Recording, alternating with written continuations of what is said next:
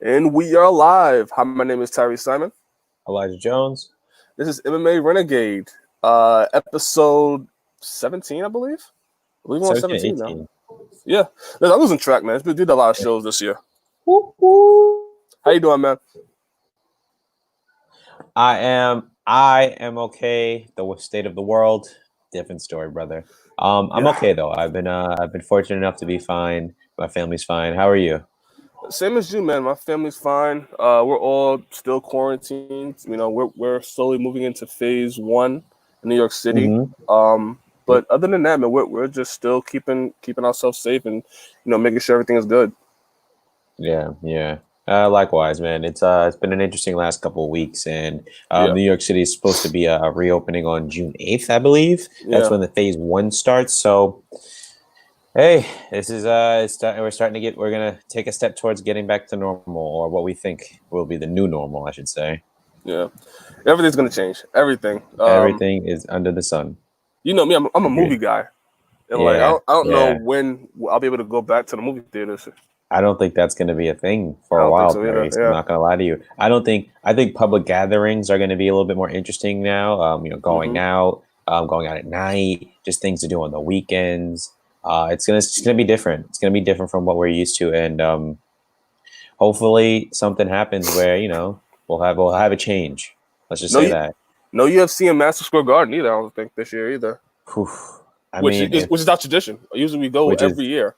Every year, that is, we've been the last two, and it's been quite phenomenal. But realistically, we just don't have a timetable for when events will start having live audiences again. We just don't. Yeah, so hopefully everybody else watching, our viewers, our subscribers, hopefully you guys are all safe, and this has not affected you as hard as maybe other people have. Yes, and I just want to say to the protesters, please be safe, and to the people out there fighting on the lines, just make sure that you're staying safe. And this is a very, very trying moment for our country. But again, this is something we have to fight for, and then I admire everybody who's out there protesting and standing up for what they believe in. Absolutely. All right, Elijah, you know what to do. Last night, UFC brought us a great event again. And not coming from Florida, which is the interesting part. See, now UFC was this is the first event they've had in Vegas. And I want to say in maybe more than 3 months, if I'm not mistaken. The last events were back in February that were live, and those were with audiences. UFC gave us Fight Night, Gilbert Burns versus Tyron Woodley. And this took place last night in the UFC Apex in Las Vegas, Nevada. Last night we had former title holder Tyron, the chosen one, Woodley, face upcomer 5-fight winning streak or 4-fight winning streak. Gilbert, it's 5. It got extended last night, right? 2-5. Yeah, we have a newly 5-fight streak welterweight competitor in the name of Gilbert Dorijo Burns. Last night, we saw these two welterweights take off in a 5-round fight that fully went the distance, but it was quite a very interesting fight. And although you and I may have thought it was going to end one way, it was proven that it wasn't going to end that way at all. Tyrese, let's give us the review of this fight. Oh, just correct myself a little bit. So actually, it was 5 going into last night. It was 5 going into last night? Yeah, damn. 5 going into last night. And I just want to go bring up Gilbert Burns' record. Gilbert Burns, we know him as a former lightweight, right? Yeah. Competing at 155, and he was always good. But the issue became the weight, and it wasn't as if he never made weight, but it was just too much of a drain for him. And so he finally bumped up to 170, and he competes at heavier weights in terms of jiu-jitsu matches and all that. So he finally went up, and he's been on a nonstop tear in the welterweight division, and he has 4 fights. He now has 4 wins at welterweight over, honestly, 3 top divisional contenders. So congrats to Gilbert Burns for winning last night's engagement, and Tyron Woodley, unfortunate that you lost, but you're a former champ and you can be champ again. So Tyrese, let's give him the breakdown of the fight. Yeah, so it's pretty simple, really look at it. To anybody, Tyron Woodley, the thing he's been doing for the last couple of years, and what he's always had success with, is staying against the octagon cage and waiting for people to come in and then encounter with this big right hand. Yes. And I think people figured it out with the Kamaru Usman fight of how to try to negate that in this fight as well. Gilbert Burns did a great job with getting Tyron Woodley back against the cage, which he loves, but not charging in. He would pick his shots and pick his moments to come in. Mm-hmm. Another thing about the fight was Gilbert Burns' hand speed, which was impressive to me in the fight. Yes, I just want to talk about that. And correct me if I'm wrong here, but when we see guys move up in divisions, right? We know that they're used to a division, and we know at 155, everyone you got to have at the lower you get in weight classes, that it seems to be the faster the pace usually is within a fight. Let's just say that. But with the hand speed and just the technical ability of the boxing and the striking, I believe with Gilbert brought that up to welterweight. If not, he improved on it, in my opinion. I thought he was having that speed advantage of Tyron was what really made the difference in this fight. Of course, Kamaru Usman trains with him at Hard Knocks, of course, and they're teammates. So maybe there was some words passed on to him or just some little advice here there. There's nothing wrong with that. This is the fight game, right? You have a team. You have a team for a reason. You train together. You fight together. That's the fighter's life. Now, what I will say, like you said, he picked his shots perfectly, and the hand speed in the first round when he was actually able to drop Tyron Woodley, I was actually pretty impressed because I didn't see that actually happening in this fight. I knew Gilbert Burns would be a fast, strong fighter. I just didn't know if he'd be able to keep up with Tyron. But apparently, Gilbert had much more to show in this fight, and he was not only was he able to keep up, he led the dance from round 1 to round 5. There was maybe one round I could have given to Tyron Woodley, but for the most part, just the way the fight went, I didn't see it going any other way than Durinho's way. That's just me. Yeah, I think I may have even called you after the first round. I was like, "This is not look good," and the reason why, but just the hand speed of Gilbert Burns. Tyron Woodley would try to counter with a big right hand and try to throw all the power into to try to knock out Gilbert Burns, but Gilbert Burns would throw 2 or 3 shots after that. There was never Gilbert Burns just throwing one shot. He was throwing combinations as Tyron Woodley was trying to land that one big right hand. Mm-hmm. I think that's what worked to his advantage. What was also impressive was his just the defense of Gilbert Burns. He just wasn't there. He wasn't there in the moment that Tyron Woodley would be able to usually hit people, and that's what also made the difference. The speed, again, the speed just not in the hands, but the speed and the reaction, the defense. It was pretty impressive, and he landed a very nasty elbow that was able to cut open Tyron Woodley after that first round. And I mean. For most people, it seems that most people gave that first round a 10-8. Were you on that? Yeah. I mean, Tyron didn't really throw much. He couldn't because he's on defense. He was able to he was down. Gilbert Burns was controlling him. And then when he got up, it seemed like although he had taken a lot of, a good amount of damage, he was still fine. So that's what I was like, oh wow, this is we got to fight now because no one's been able to do this to Tyron Woodley in one round. I haven't seen a fight where he was dominated like this in one round. Now, the fight with Kamaru Usman, he dominated him. He did dominate him, but that was over 5 rounds, Yeah. He had that first round was okay, like it wasn't back and forth. It definitely leaned towards more of Kamaru Usman, but for that fight, it was slightly more competitive than this first round with Gilbert Burns. This first round was like, wow, he found his mark early and he was able to capitalize. Yeah, for me with this fight, I would put this on par with the Kamaru Usman fight. It may be even more impressive because of the fact that there was always the danger of, if Tyron Woodley lands that big right hand or if he just explodes, he could get you out of there. And Gilbert Burns did such a great job with, again, letting Tyron Woodley do what he loves to do, stand behind, put his back against the cage. He does it with everybody. And just go in, land a couple of shots, get out. Go in, land a couple of shots, get out. Tyron Woodley was keep trying to figure out how to counter with the big right hand and counter with his power that Gilbert Burns just able to get the volume off. Going to the body, going to the body. Yeah, it was the legs too. The leg kicks.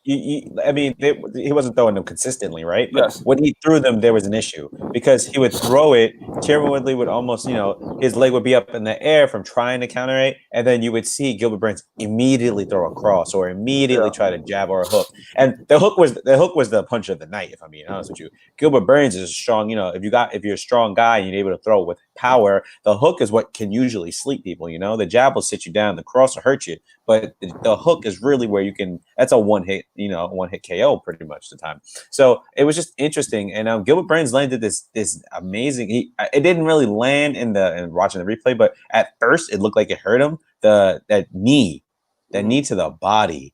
No, I thought it landed. It landed. Yeah, it looked like if you watch the replay, because it lands, but it doesn't look like it was like it devastated. I thought it devastated him at first because Tyron Woodley just circling off the side, off the cage like he usually does.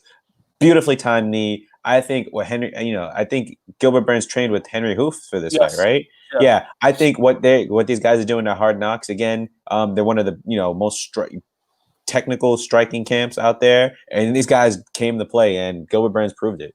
Look at the improvement of Kamaru Usman, who's the champion. Look at his improvement in his striking and how Henry Hoof has impacted him. With the Gilbert Burns win, also one of the things that stuck out to me was whenever Tyron Woodley would try to throw, try to throw anything with power, Gilbert Burns would go under and go for the clinch. Yeah, like every time if you watch the fight back, Tyron Woodley is trying to throw something big, and then Gilbert Burns will go under, clinch up, get him against the cage, or try to do something in the clinch. One of those. He's strong. He's strong at welterweight. He is so strong. One of the moments of the fight when he knocked it down the first round was in the clinch, holding him holding his hand back to the head, and was throwing uppercuts in the clinch after Tyron Woodley tried to throw a big right, I believe. Yeah.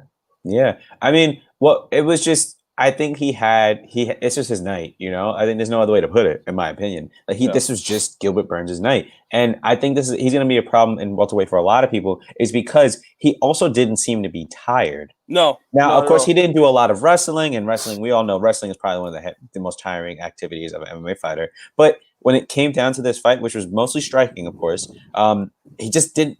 From round 1 to round 5, he didn't seem to be breathing too heavily. He's obviously you're putting in work, but I like him at 170 because he doesn't seem to be losing his steam as he goes along, and I think that's going to play a big factor in terms of getting those upper level fights. Being able to beat people further down, upper in those rankings and further down the line is having that card, because the power's there. The power is going to be there for him, I believe, from round 1 to round 5. But will his cardio keep up? And he proved that if he's pushing the pace forward, and he's able to counter and all that, this man can eventually be a title contender. It's not just the power; it's his intelligence too. It's his intelligence just to say, "I'm not going to unload everything." Like even when Tyron Woodley's against the cage, and he could start firing off some shots. He's taking his time. He's picking the shots. He in the it was the 3rd or 4th round, where he was able to get Tyron Woodley to react to his feints, which he did repeatedly over in the fight. It was 4th round. It was the end of 3rd, yes. All of 4th. He was biting on those feints, and then he hit him with a right hook, which caught Tyron Woodley. As Tyron Woodley trying to walk off to the side, circle away. I remember that. He comes back for him and get him with a left hook.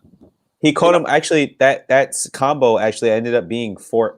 It was 4 punches thrown. 3 of the 4, I think, landed cleanly. Yes, that's what it was. I think that succession. I know what you're talking about too. The first one landed. The other 2 didn't. And then as Tyron was trying to circle away, he hits him with he caught him again. Yeah.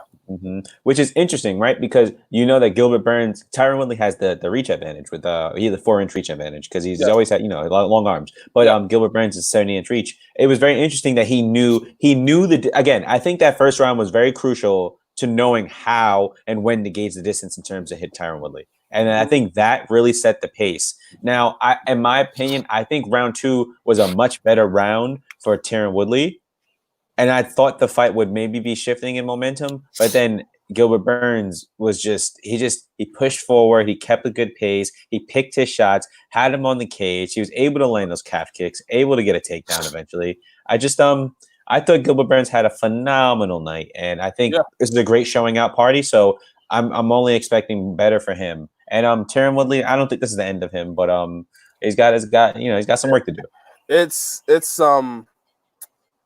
we talked about this after the fight was over. It's like I don't know what Tyron Woodley could do in this era, and it doesn't mean Tyron Woodley can't win. When you look at the rankings, which I'll pull up right now, so Gilbert Burns is probably going to slide up to number 2. Yeah, number 2, I believe. I'll give him the benefit of doubt. Who's number one right now? Tyron Woodley. Tyron Woodley's number one. Yeah. Who's number two? Colby Covington. Who's number three? Jorge Masvidal.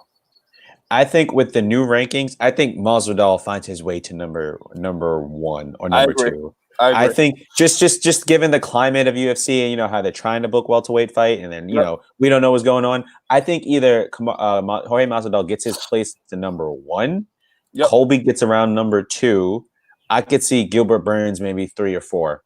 Realistically, I can see just the state of what you're talking. Because we call and talk about this all the time. That's what we do. I just given the situation, because they're trying to make the fight, and it's better that Masvidal technically is probably one of the more active fighters at welterweight and has more of the impressive wins. He has fought some steep competition, so I see it. I just see it, to be honest with you. Well, we're gonna touch on that a little bit when we talk about what's next in the welterweight division and in the state of it.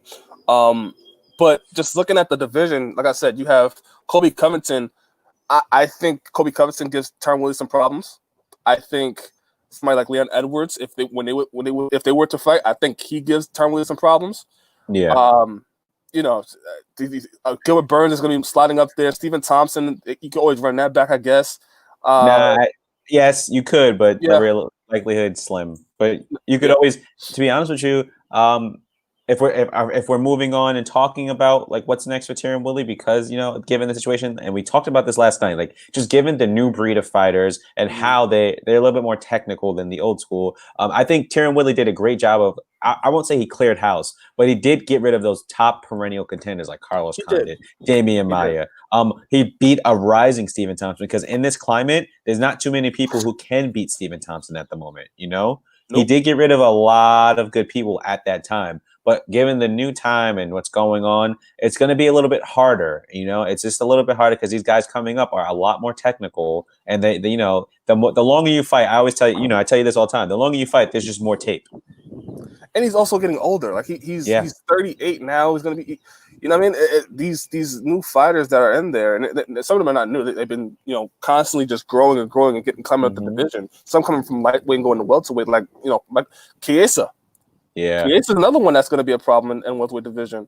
And it's just like with Tyron Woodley's style, if he doesn't change it up to where he's and we've seen it in fights before. It was like Stephen Thompson, where he's just letting Stephen Thompson do the work and trying to counter against these people that have a game plan for you and that's seen how to manage the distance and manage the defense as well, not managing the risk of trying to get hit with that big right, or staying in the way of your explosiveness. Yeah, I don't see how Tyron Woodley could get it done the way he is now. I think there's two things to consider with the state of Tyron Woodley right now. Right, one, he's had such a long layoff. He's had a very, very, very, very, very long layoff. One, so I won't say he has ring rust, but I think then just getting back in the ring is a big part, right? I won't say he didn't show up, but it's just not the same Tyron Woodley we get a different Tyron Woodley. Another thing, in the fight where we're in the 4th and 5th round and Tyron Woodley is clearly losing, you see Tyron Woodley initiate the clinch. Yeah, but doesn't do anything. Doesn't do anything at all. Yeah. Doesn't drop down for a takedown. Doesn't try to do any trips. Doesn't try to in the 5th round as time is going now on the side at all. He's clinching against the cage, and Gilbert Burns is like, "What are you doing?" Gilbert Burns after being held. Yeah, after being held so long, you could see the frustration. Actually, started doing open palm slaps. Hitting them and scoring points. In reality, if someone's going to hold you and you're not going to get taken down, I think Gilbert Burns, again, the fight IQ is, if this is not going anywhere, all I need to do is, I know I'm winning. I need the judges to know that he's not doing anything. Let me stay active but not burn energy. And he did that phenomenally. Open palm strikes and smack head. It was smart. It was very smart. Yeah. I think where he deviates from Kamaru's plan is that he wasn't grappling heavy. No. And that's what he didn't initiate the clinch. Exactly as you said. He didn't want the clinch. He knew that if I was going to beat Tyron Woodley, it had to be on the hands. That's where he had all the advantages over him last night. And that's where he proved that. And then going back to just Tyron Woodley, it was interesting because he did initiate the clinch, and I thought maybe he'd start getting some clinch work, some knees in there. And Tyron Woodley's a strong guy because he was able to, he was able to move him around. He just did it. He didn't work in the clinch, which was the interesting part. And when we're in the 5th round and you have to score a knockout, actually maybe at the 4th round you got to score a knockout. It was 3 rounds to Gilbert Burns. You gave 1 round probably Honestly, to Woodley. Round 2 is a maybe, is a solid maybe. Okay, solid maybe. We're looking at possibly 3 or 4 rounds to Gilbert Burns. There's no awareness to say, let me break away from the clinch and while he's against the cage, while he's in my range, let me fire off some shots where he can't move. Yeah, it just wasn't, again, wasn't the same Woodley we're used to seeing. But then if we're being honest, we did get the original Woodley because he's on the cage, he's circling, this is what he does. But we just didn't see him. I think he just wasn't able to hit Burns, in my opinion, But I think with Woodley, we'll go with Woodley for a second. I think with Woodley is this whole entire fight going into this, it was like we're getting back to old Woodley. Mm-hmm. And in my mind, I was like, you can never be the old Woodley. And I don't think you want to be the old Woodley. Old Woodley is somebody that was chasing a championship, that won a championship, had a great run. Now we're 38-year-old Woodley, who has a lot of things going on outside of UFC. And you have these people that are continue training, that continue growing, that are hungry to be a champion. The style of you being against the cage and just waiting to counter that old Woodley style that knocked out Josh Koscheck, that had success against Darren Till, that had success against knocked out Robbie. That knocked out Robbie Lawler. You have to change. Or if you don't change, you're not going to... I don't disagree with that statement. And like you said, we're moving up this shortly. I think that you're right. There may be just a slight. I don't think his game is like totally holding him back. I just think that given the state of UFC now, and we talk about this, it's just a different breed of people who are putting it all together. You're not fighting specialists anymore. You're fighting people who really are putting it all together in the best possible way. So you have to tweak it. And I think that this is not the end for him, but we got to see something different in the next fight. It's not the end. He's still a contender in this division. 100%. I don't know how he fares against the top echelon right now. Yeah. Listen, one more fight. It wasn't like I want to see the suspension for him, right? Because if we're being honest, he could come back in the fall. I don't think he took too much damage in this fight, and I think we could see Woodley in the fall. And let's get him in there again because I don't think I still think he's a phenomenal fighter. Well, that's a great segue. So we can look at now. Gilbert Burns won the fight. He's possibly sliding. We'll say. I honestly think Jorge Masvidal goes number 1. 100%. That's the argument. Oh, sorry, that's the truth. I think if we're looking at the division right now, the rankings, Gilbert Burns probably goes number 2 or number 3. I think they want to give Colby Covington still that top 5 ranking. So we're looking at this now. Jorge Masvidal probably going to slide to number 1. Colby Covington number 2. Gilbert Burns, I'll say number 3. Leon Edwards number 4. Stephen Thompson number 5. I was just about to say Leon Edwards is top 5. We know for a fact he's top 5. And I think that is going to be a very interesting thing. You could probably slide Stephen Thompson down from number 5 to number 6 and put Woodley at number 5. Only because he has 2 victories. He has, 1 victory over him in a draw. So yeah. And then you have 7, Damian Maia, 8, Miyako Chiesa, 9, Rafael Dos Anjos, 10, Nate Diaz. We don't know what Nate Diaz is doing. 11, Jeff Neal, 12, Robbie Lawler, 13, Vicente Luque, 14, Conor McGregor, 15, Anthony Pettis. Kamaru Usman is the welterweight champion. Elijah, me and you both know how this goes. Who fights Kamaru Usman next? There's only one fight. Realistically, if there's really only one fight. Now, if we're talking for... Huh? Please, sir. Are you going to say Conor McGregor? No. Oh, God, no. You're not going to say Conor McGregor? I'm a fan, and I think that's a great fight. But there's really only one fight, and that's Jorge Masvidal. There's only one fight that makes sense. Now, if we're making money, which you have the talent for putting out these fights and making, you're great with this. If we're talking about a matchup that would not only provide the UFC with a shit ton of money and a great matchup, and it would be a true testament to Conor's ability and Kamaru's ability as well. Conor versus Kamaru. But the actual fight to make for the welterweight belt is to have Jorge Masvidal fight Kamaru Usman. That is all. I agree. I think there's an argument to be made that Gilbert Burns is now in that conversation. 6 fights under his belt, just beat Tyron Woodley number 1. I think that Gilbert Burns probably fights. If I were matchmaking, Gilbert Burns versus Colby Covington makes sense. Tyrese, we here right now. How long we've been doing this makes show? Sense. How long we've been doing this show? Come on, brother. But the stipulation is if Colby Covington wants to fight. Because I don't know if Colby Covington right now wants to fight. I don't know if he's still angling for a rematch with Kamaru Usman. I don't know if because he turned down the Woodley fight, I believe.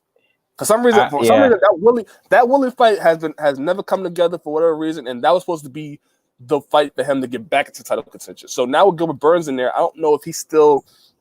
I don't know if he's still campaigning for just to fight Kamaru Usman instead of Gilbert Burns. I mean, yeah. Tell you what, I'd do something better, and this is just given the state of the world and whether or not quarantine starts to lift it up. Mm-hmm.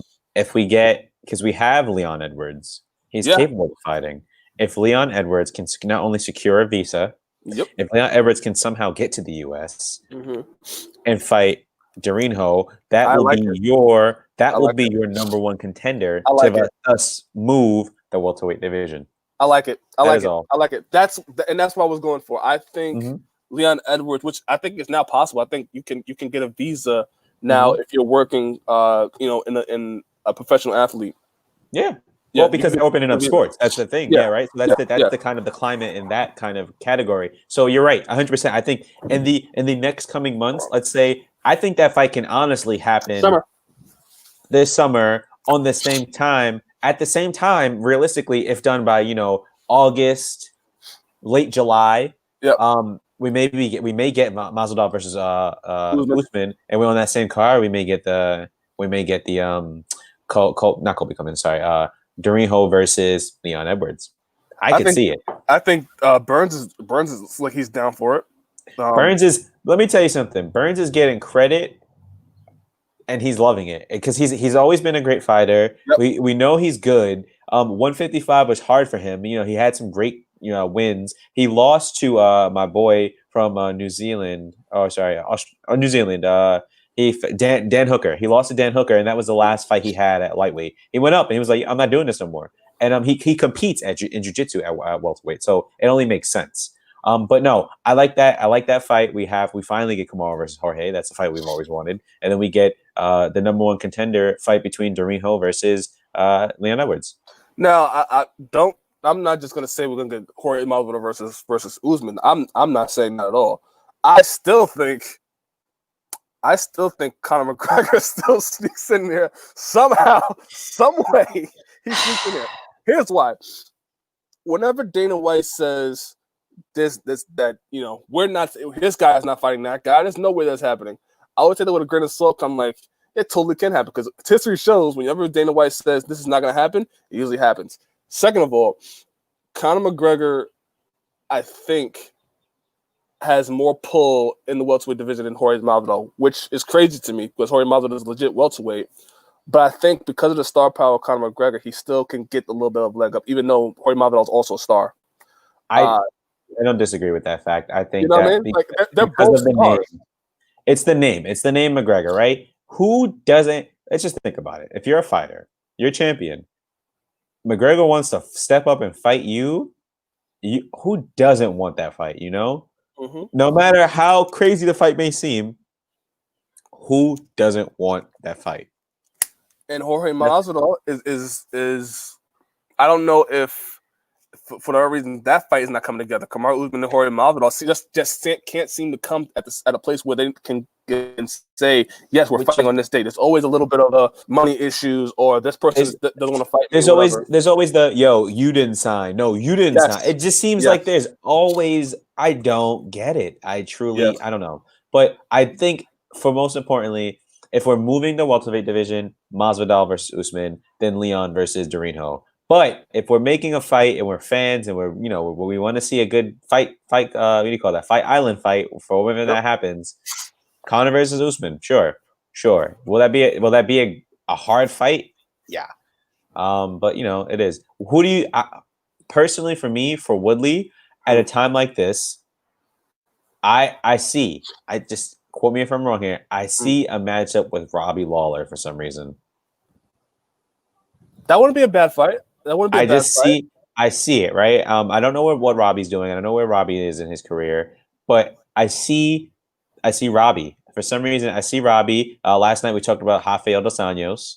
And I just those are the two fights in my mind that scream, what does Tyron Woodley do next? If we're saying Leon Edwards fight Gilbert Burns, which I think is the right matchup to make, because I don't know where Colby Covington stands right now in the welterweight division. I could see Tyron Woodley fighting somebody like maybe Robbie Lawler, maybe Michael Chiesa. I think Michael Chiesa deserves somebody like a big name. I think Michael Chiesa is. I think he's booked. No, I think he might be.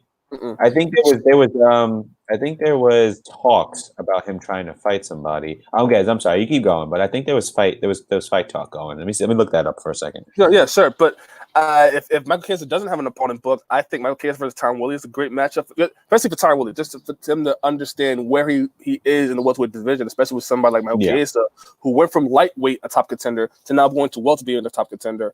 I think that's a perfect match for Tyron Woodley, just to see where he stands in his career. Another fight for Tyron Woodley, maybe you do a Nate Diaz. Yeah, Nate Diaz. I think Tyron Woodley is a big enough name for Nate Diaz to be attracted to. I don't not see that fight, but I think that in terms of the fight list, that's on the lower, the lower end of the spectrum here. Of course. Could you read to me again who's in spots from 8 to 15 in the welterweight division? No problem. So Michael Chiesa is number 8. Rafael dos Anjos is number 9. Number 10 is Nate Diaz. Number 11 is Jeff Neal. Number 12 is Robbie Lawler. Number 13 is Vicente Luque. Number 14 is Conor McGregor for some reason. Number 15 is Anthony Pettis. Yeah, I really see that. I see that fight. I see Chiesa, I see Dos Anjos, and I see, call me crazy, we may get the Colby fight. Call me crazy. It's possible. You're not crazy. You're not crazy. It's just the fact that we've talked about and we've heard about Tyron Woodley and Colby Covington being a fight to make for so long, and it just never came together. So it's just one of those things where Colby Covington says he wants to fight and Tyron Woodley wants to fight. I don't believe it until I see it. Same thing with Masvidal. I don't believe Masvidal is going to fight Colby Covington or any of this or Masvidal versus until I see it. Yeah, I agree. No, I agree. So, but any of those fights would be fine with me for Tyron to just readjust and think about where the career is going. I agree. I like the Michael Chiesa fight a lot. I think that one, especially for Michael Chiesa, who deserves a big name. And I think Tyron Woodley, that's also a test for him to see where he ranks in the division. And I think that's a good matchup for Tyron Woodley too. In terms of the grappling, I think that'd be a solid fight. The striking would be interesting. Grappling, I go with Chiesa. Grappling, but striking. Again, it's different when you're 155 and you're striking, you're getting hurt, as opposed to the damage you can take at 170. Yep. And that's the thing. I'd be interested in seeing. I would give the striking still to Tyron Woodley, but Chiesa can take more damage at welterweight than he definitely can at lightweight. So, and that grappling with Chiesa is a problem. It's nasty. Yeah. So we're in agreement. We think Usman should face Masvidal. And we're saying Gilbert Burns deserves one more fight, and that fight should be against Leon Edwards, I think. Yeah, agree. Agree. Colby Covington, we can't say anything about whether who he should fight because we don't know if he wants to fight. He left ATT, so we don't know what's going on. That's another thing. So, and he also teased about going to WWE and wrestling there. So, listen, man. You have to book around them, and I think you keep Colby Covington out of the equation for right now, and you just book around it. I think Leon Edwards is the perfect matchup for Gilbert Burns to see who could be the next contender. Mm-hmm. Agreed. Elijah, is there any other fights on this card that stuck out to you? I think this was a solid card. You know who Brent Carlisle or Carlisle? Yes. Yo, he is funny. He is honestly Spike Carlisle. He is quite the character in the UFC. I like him. I'm interested. Who do you think won that fight? I think Carlisle won that fight, in my opinion. Interesting. I think it was a unanimous, which was interesting. I thought it should be split, but because that first round was all Carlisle, right? Then the second round, I thought, all right, this can go either way. Like we had Quarantillo. He wants you to get his name right. Quarantillo. Yeah, I got it right. I think I got it right. And then he did pretty good in the second round, and in the third round he controlled him. So I was like, okay, like I could see why he won, but I could also see why Carlisle could make a. I'm not saying this shouldn't have been a unanimous, in my opinion. I think it should have been split. It definitely should have been split. It didn't seem like unanimous. Unanimous would probably. It's the second round, probably. That's really what gave them was like Carlisle. I mean, Quarantillo. Billy Q. Quarantillo. Sorry, there we go. What about you? Who'd you think won? I'll go with you. I think Spike won that fight. Yeah. I thought I'd give him two. I give him two rounds, first and second round. Yeah. You know who else was? I was impressed by his cardio. Yeah. He held up. Yeah.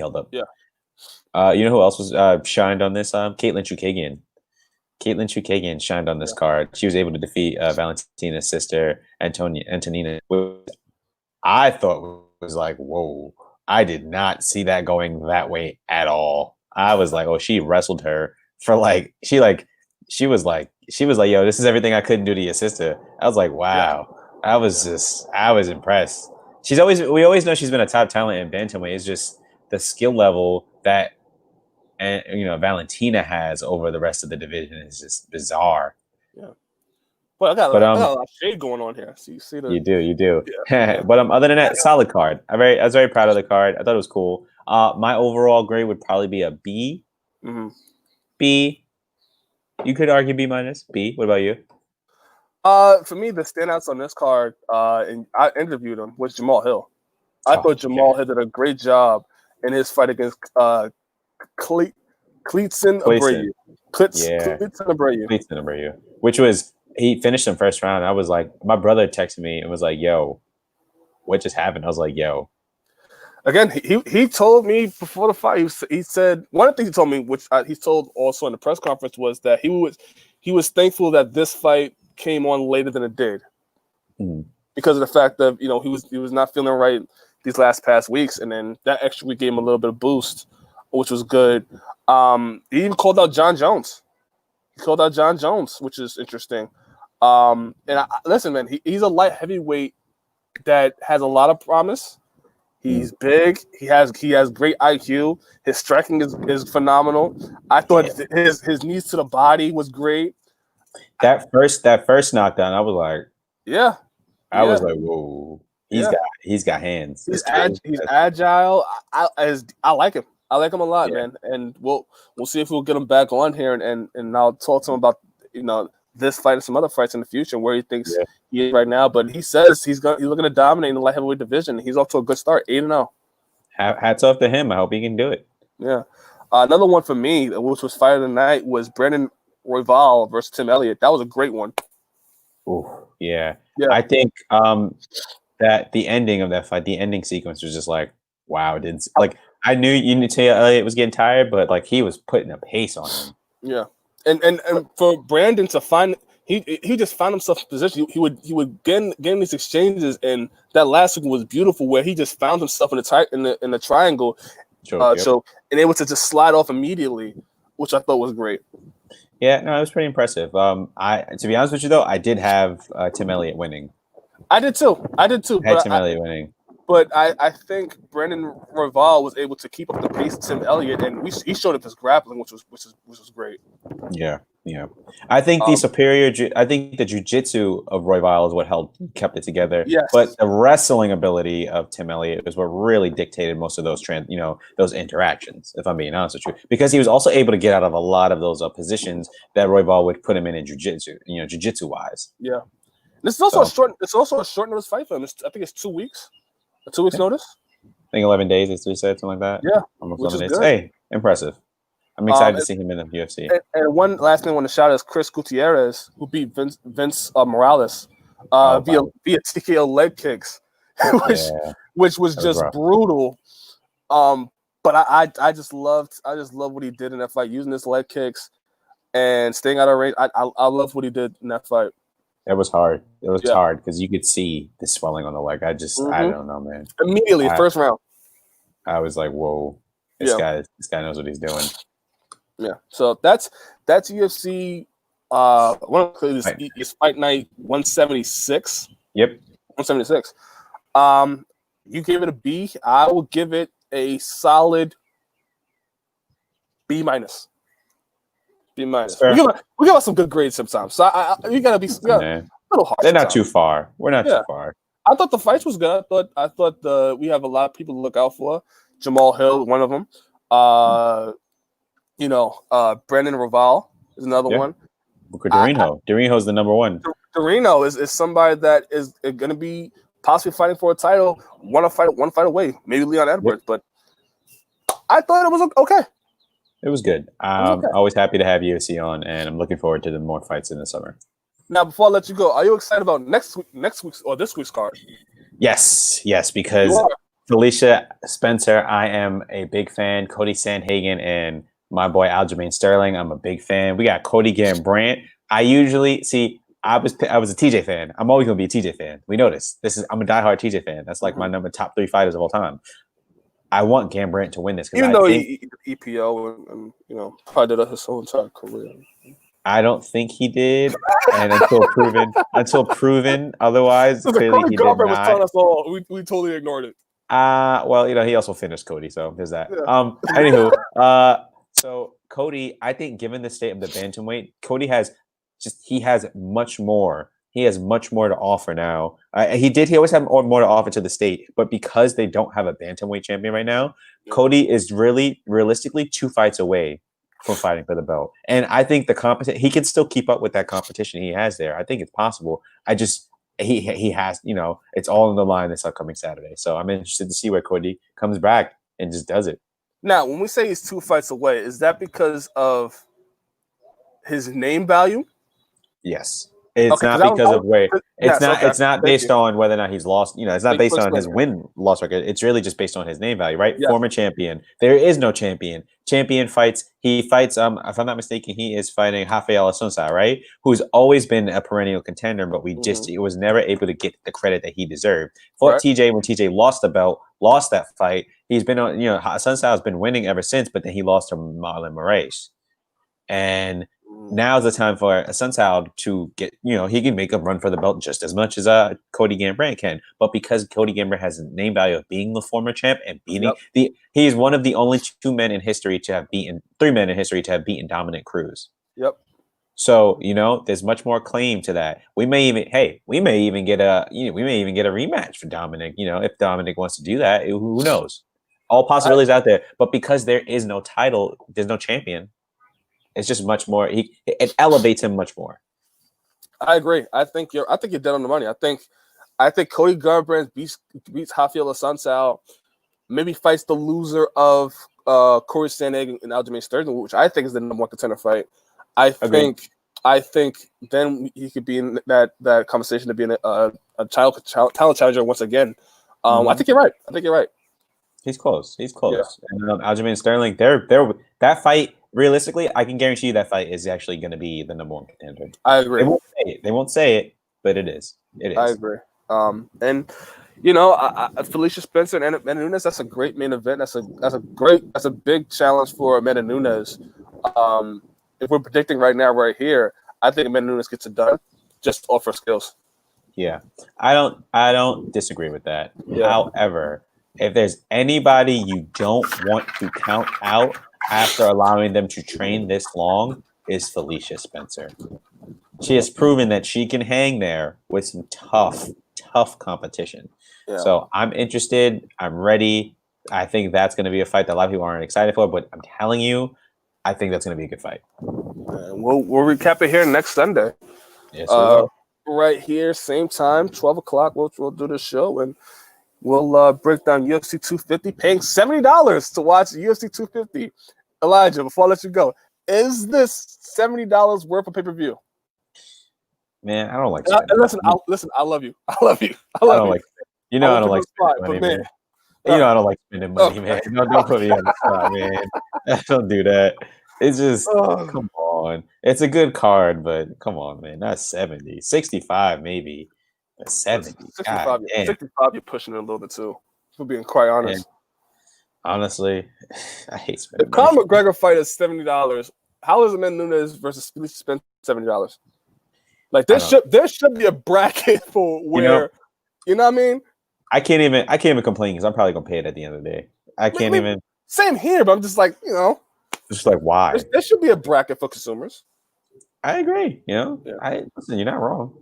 Also, if you notice on ESPN, the app itself, you can multicast now, which I thought was interesting. Yeah, but until they stop having the streams actually mess up during the actual fights, maybe. How about that? Yes. One step at a time. One step at a time. You got me there. You got me there. Right. Well, Elijah, it was great talking to you, man, as always. Likewise. Signing off, my name is Tyrese Simon. Jones. This has been MMA Renegade. Have a nice day.